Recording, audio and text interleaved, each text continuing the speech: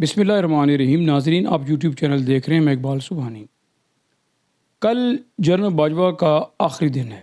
Chief of the army staff اب صرف ایک دن کے مہمان رہ گئے. 6 سال تک general Bajwa chief of the army staff رہے. پچھلے چند دنوں میں جب ان کی ریٹائرمنٹ کا وقت قریب تھا، یعنی کہ 2-3 مہینے کی میں بات کرتا ہوں، اس میں کافی ہاتھ پاؤں لگتا ہے کہ مارے گئے، اور اس پوزیشن کو بہت متنازع بنایا گیا حکومت کی طرف سے بھی اور باقی لوگوں کی طرف سے بھی. اور اس کے اندر یا تو لوگوں کی دلچسپی بہت زیادہ تھی یا لوگوں کی شاید اختلاف بہت زیادہ تھی.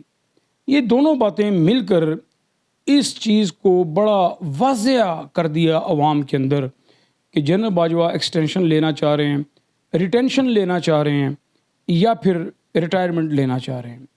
یہ بات 2-3 مہینے سے چلتی رہی، مگر واضح طور پر کبھی بھی کسی وقت بھی یہ بات ان کی طرف سے نہیں آئی کہ میں ریٹائرمنٹ لے رہا ہوں اور میرا حتمی فیصلہ ہے اور بس بات ختم. اگر وہ اس طرح کی بات کر دیتے تو شاید قوم اس موضوع کے اوپر یا سیاسی لوگ اس موضوع کے اوپر مزید گفتگو نہ کرتے اور ایک بات طے ہو جاتی کہ جنرل باجوہ نے 2 ٹوک اعلان کر دیے.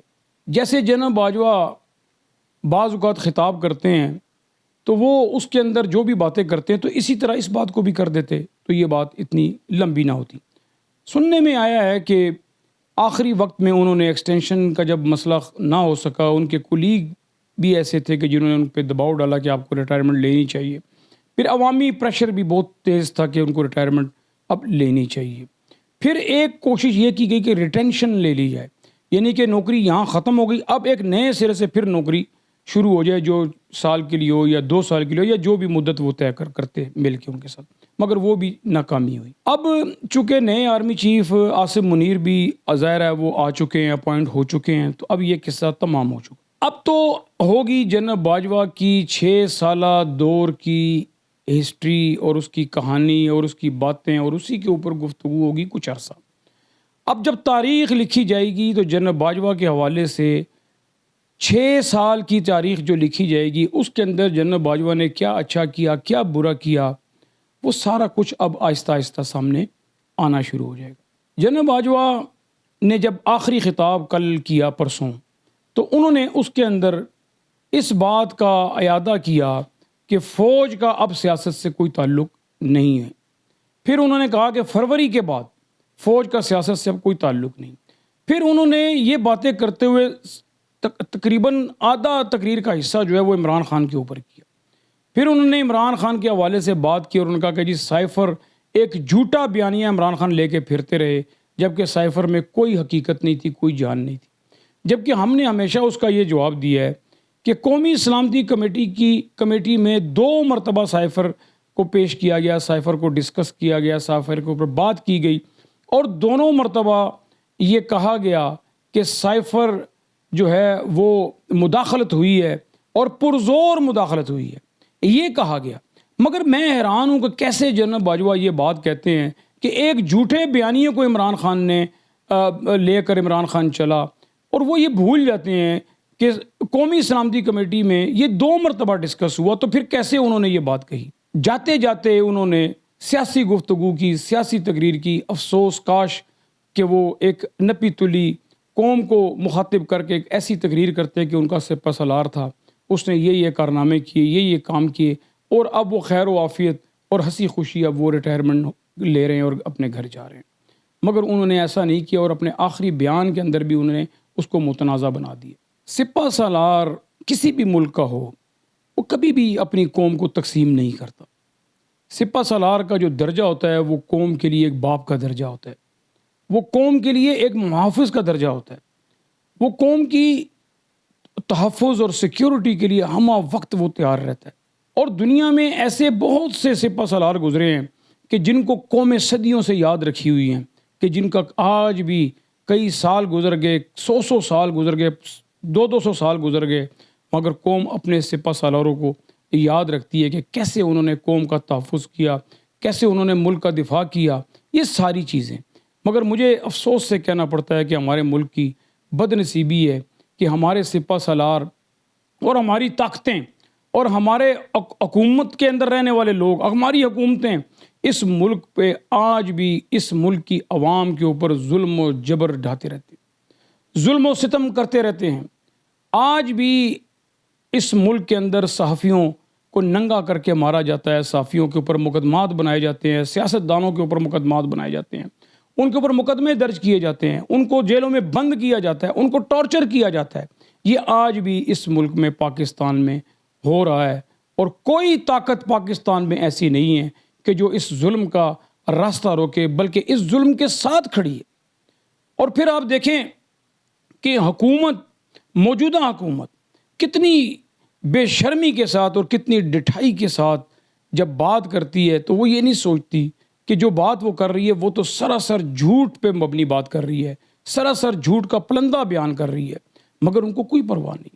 شاید یہ اس لیے ہے کہ ان کے جو فالورز ہیں، ان کے جو ماننے والے ہیں، ان کے جو پیچھے نعرے لگانے والے ہیں کہ بھئی جو بھی انہوں نے کہا وہ اندھے ہیں، گونگے ہیں، بہرے ہیں، اور وہ جو ان کے حکمرانوں نے کہا، جو ان کے لیڈروں نے کہا، وہ آنکھیں بند کر کر اس پر یقین کرتے ہیں، وہ ان کے ظلم و ستم پر خاموش رہتے ہیں، وہ ان کی طرف سے کی گئی تمام ناانصافیوں کے اوپر خاموش رہتے ہیں، نہ صرف خاموش رہتے ہیں بلکہ ان کے ساتھ دیتے ہیں، ان کے ساتھ کھڑے ہوتے ہیں۔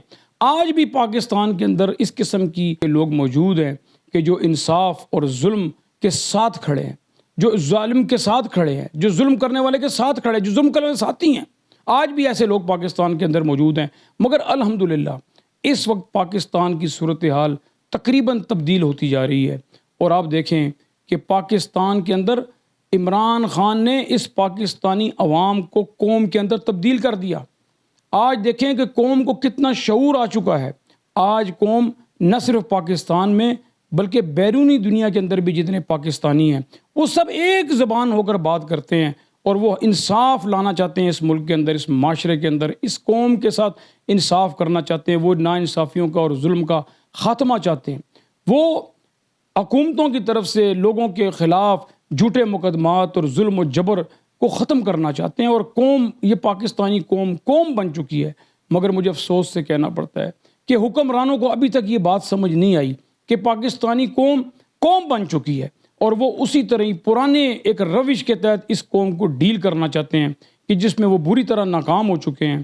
آپ دیکھیں کہ موجودہ امپورٹڈ حکومت، ابھی پچھلے دنوں میں کوستان کے اندر مولانا فضل الرحمان نے جلسہ کیا، اور عمران خان کے بارے میں انہوں نے کہا کہ عمران خان کو جب ایک گولی لگی، پہلے تو وہ گولی ایک بھی نہیں مانتے تھے، وہ کہتے تھے کہ عمران خان نے ڈرامہ کیا ہے۔ پھر کوستان کے جلسے کے اندر کھڑے ہو کر فضل الرحمان نے، جن کے ارد گرد علماء موجود تھے، تقریر میں کہا کہ عمران خان کو ایک گولی لگی اور وہ بھاگ گیا۔ عمران خان بھاگ گیا، وہ بزدل ہے۔ پھر کہا میرے اوپر 3 خودکش حملے ہوئے اور میں میدان میں کھڑا ہوں۔ آپ دیکھیں کہ کتنی غلط بیانی ایک عالم کر رہا ہے، اور پھر عالموں کے بیچ میں کھڑا ہو کے کر رہا ہے کہ بے شمار عالم سٹیج پر کھڑے اور عمران اور فضل الرحمان کے جھوٹ کے ساتھ اسبات میں وہ سر ہلا رہے ہیں، اور وہ یہ تائید کر رہے ہیں کہ فضل الرحمان جو کہہ رہا ہے وہ ٹھیک کہہ رہا ہے، اور نیچے سے وہ جو جاہلوں کا جہلا کا ٹولہ بیٹھا ہوا ہے، وہ نعرے تکبیر، اور مولانا آیا نعرے، اس کے وہ گانے انہوں نے ترانے جو بھی وہ اس کو کہیں گے وہ لگے، اور وہ یعنی کہ لیڈر اور پھر عالم سٹیج پہ کھڑا ہو کر جھوٹ بولے، اور پھر دائیں بائیں اس کے عالم کھڑے ہوں، اور وہ عالم اس کے ساتھ ہاں میں ہاں ملائیں، اور نیچے جو جاہل کھڑے ہوں وہ نعرے لگائیں، تو شرم کا مقام ہے کہ نہیں؟ یعنی کہ پاکستان کی اس وقت جو لیڈرشپ ہے، وہ چاہے مولانا فضل الرحمان ہو، شہباز شریف ہو، نواز شریف ہو، زرداری ہو، بلاول ہو، مریم ہو، کوئی بھی ہو، آپ ان پر ذرا ایک نظر ڈال کر دیکھیں کہ کیسے یہ کئی سال سے جھوٹے نعروں کے اوپر چل رہے ہیں۔ مگر میں سمجھتا ہوں کہ جو اکثریت ہے پاکستانی قوم کی، وہ ان چیزوں کو سمجھ چکی ہے۔ ناظرین، جب عمران خان نے حقیقی آزادی مارچ کا اعلان کیا گیا تو اس کا مذاق اڑایا گیا، کہا گیا آزادی تو ہمیں 75 سال پہلے مل چکی تھی، اب عمران خان کون سی آزادی لانا چاہ رہا ہے؟ تو وہ اسی آزادی کی بات کرنا چاہ رہا ہے جس کا میں نے بھی آپ سے ذکر بھی کیا کہ جب ہم ہندوستان کے اندر تھے تو وہاں سے ہم نے آزادی کیوں حاصل کی؟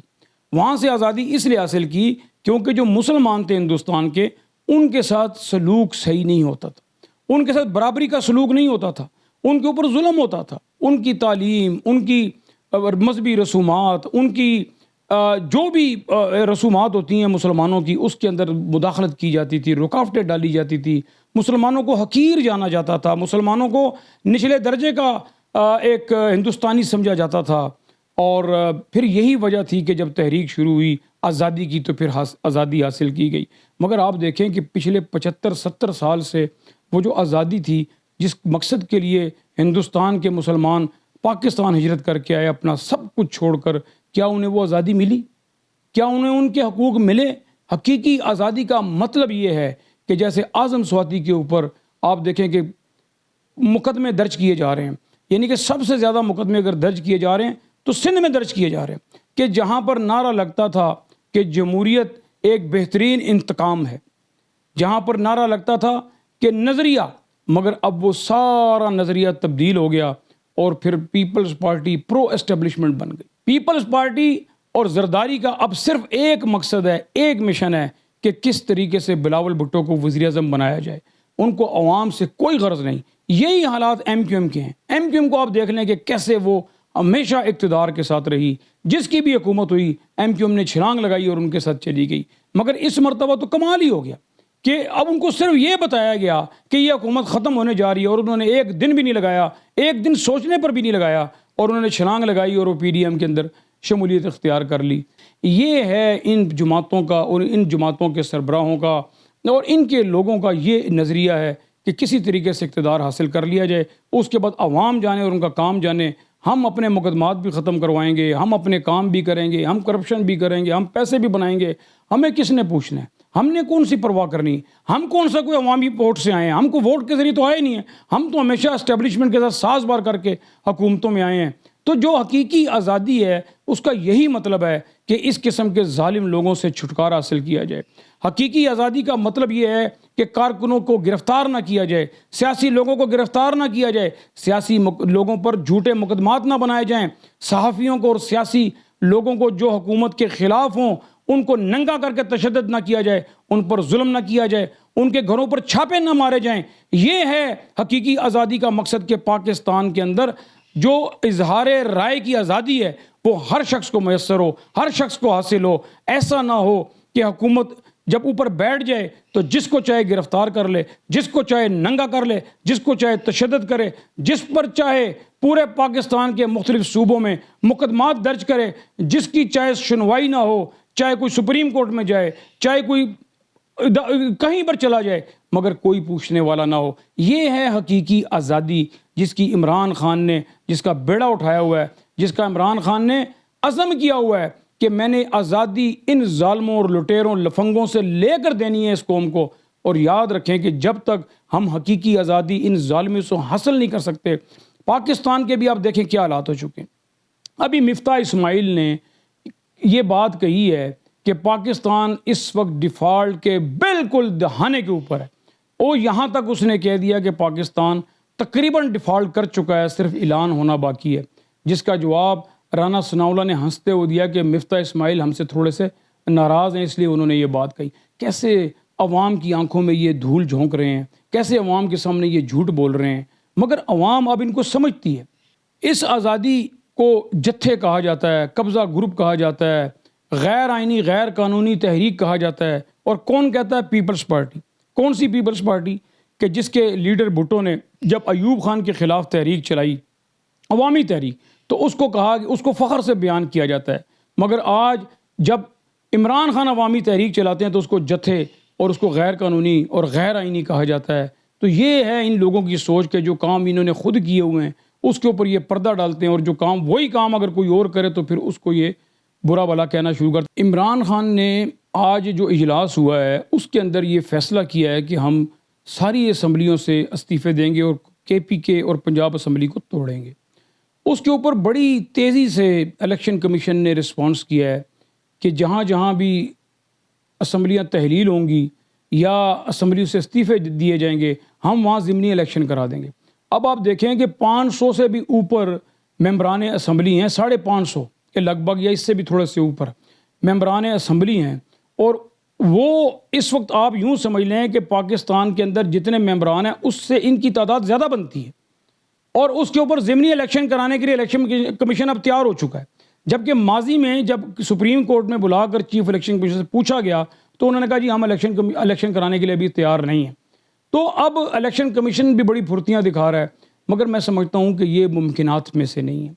کیسے صرف 2 اسمبلیوں کے اور باقی 2 اسمبلیوں کے جو مستفی اراکین ہیں ان کے ضمنی الیکشن کرائے جا سکتے ہیں؟ یہ تو ممکن ہی نہیں. الیکشن میں ویسے بھی 6-7 مہینے رہ گئے ہیں. الیکشن کمیشن اس وقت پی ڈی ایم کی، مسلم لیگ نون کی بی ٹیم کا کردار ادا کر رہی ہے، اور ہمیں الیکشن کمیشن کی یہ بات کسی طور پہ بھی قبول نہیں ہے کہ وہ اس کے اوپر ضمنی الیکشن کرائیں گے. ہم جب استعفے دیں گے تو پھر ہم تحریک بھی چلائیں گے، اور تحریک چلائیں گے کہ قومی اسمبلی سے بھی استعفے دو، تحلیل کرو اور نگران حکومت لے کر آؤ، نئے الیکشن کروائے جائیں. اور یہ بات مسلم لیگ نون اور پیپلز پارٹی کے لیڈر کہہ چکے ہیں کہ اگر عمران خان اسمبلیوں سے استعفے دیں گے تو ہم پھر عام الیکشن کا، عام انتخابات کا اعلان کر دیں گے. لہٰذا وہ اپنی بات کے اوپر پھر کھڑے رہیں. ناظرین، اب تک اتنا ہی. میں آپ سے اجازت چاہتا ہوں. آپ اپنا اور اپنے چینل کا خیال رکھیے گا. اللہ آپ کا حامی و ناصر.